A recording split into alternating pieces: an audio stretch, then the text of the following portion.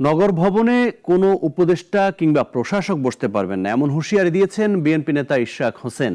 দুপুরে জাতীয় ঈদগাহ মাঠ পরিদর্শনে যান তিনি। বলেন, আদালতের সিদ্ধান্ত অনুযায়ী মেয়র হিসেবেই ময়দান পরিদর্শন করছেন তিনি। ঈদের দিন পরিচ্ছন্নতা কর্মীদের সঙ্গে মাঠে থাকার কথাও জানান ইশরাক। ঢাকা দক্ষিণ সিটির মেয়র হিসেবে ইশরাক হোসেনকে শপথ পড়ানো নিয়ে দেশের রাজনীতিতে জলঘোলা কম হয়নি। আন্দোলন থেকে শুরু করে চলে পাল্টাপাল্টি কথার লড়াই। শেষ পর্যন্ত বিষয়টি গড়ায় আদালতে।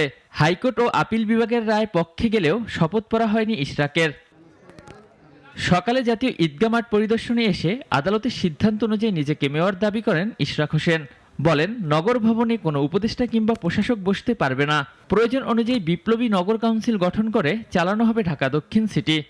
আমি এখানে ঢাকা দক্ষিণ সিটি কর্পোরেশনের নির্বাচিত এবং সর্বোচ্চ আদালতের রায়ের পরে ঘোষিত মেয়র হিসেবেই এখানে এসেছি।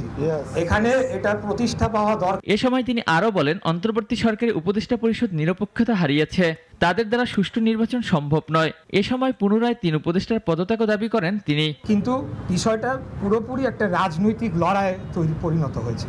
এখানে আপনারা দেখেছেন পরবর্তীতে এনসিপির একটা অংশকে নামানো হয়েছিল যখন আমাদের এই মুভমেন্ট চলে।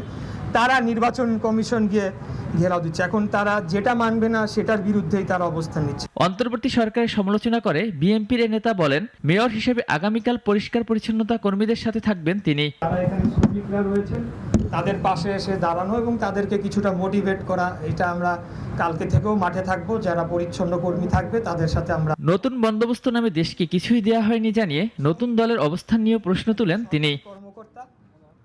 ওয়ালিউল রনি, নাগরিক, ঢাকা। ওয়ালটন আবারও মিলিনিয়ার অফারে ওয়ালটন ফ্রিজ কিনে আপনিও হয়ে যেতে পারেন মিলিয়নিয়ার।